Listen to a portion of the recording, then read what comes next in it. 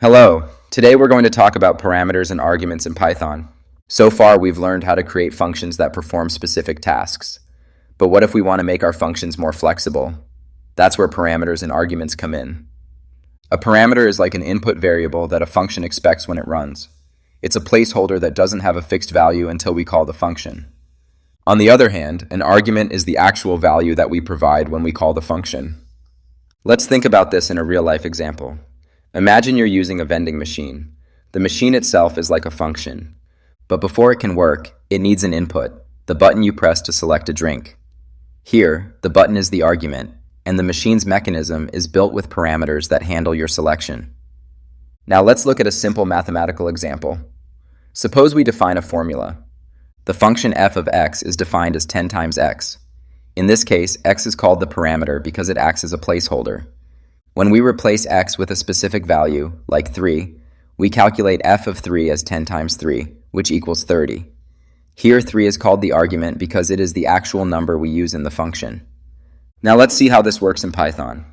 Previously, we created a simple function called break that printed a message when we called it. Now we'll improve it by adding parameters. First, we define the function using def break followed by parentheses. Inside the parentheses, we add two parameters, one called action and another called result. These parameters will act as placeholders for the function. Now when we call break, we need to provide two arguments. Let's say the first argument is hit the brake, and the second argument is and the car will stop. When we run the function, it combines these two arguments and prints the full message. That's how parameters and arguments work.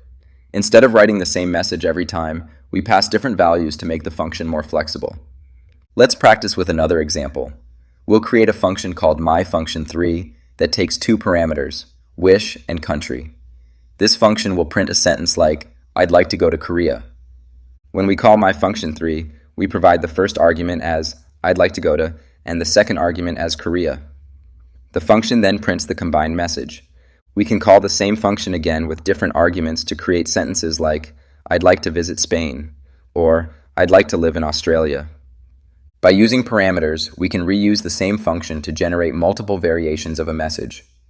Now here's an important rule to remember. The number of arguments must match the number of parameters in the function definition. If you define a function with two parameters, you must provide exactly two arguments when calling the function. Otherwise, Python will give you an error. Let's try another example. We'll create a function called wiper that describes how a car's windshield wiper works. This function takes two parameters, one called water and another called clean. When we call the function, we pass two arguments, spraying water and wiping back and forth. The function then prints both actions together. We can also use functions to modify text dynamically. Let's say we want to create a function that adds a last name to a first name. We define myfunction2, which takes one parameter called first name.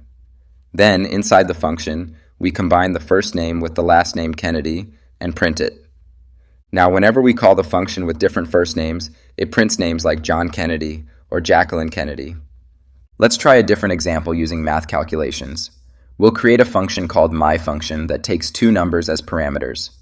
Inside the function, we'll calculate the square of the first number and the cube of the second number, then print both results. When we call myfunction434, it prints 9 and 64 because 3 squared is 9 and 4 cubed is 64. Okay, so here are what we learned today. First, parameters are variables inside a function that act as placeholders. Second, arguments are the actual values we pass into the function when we call it.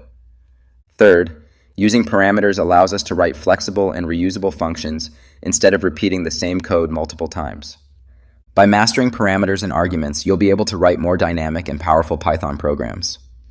That's it for today's lesson on parameters and arguments. Thanks for listening, and I'll see you in the next lesson.